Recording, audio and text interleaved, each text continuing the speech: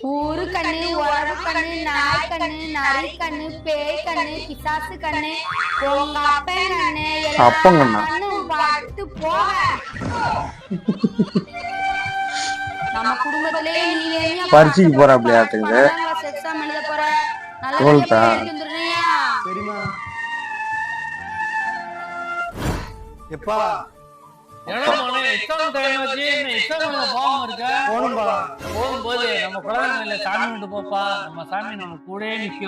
சூப்பர்ப்பா, மோட்டிவேஷனா பேசுறாரு.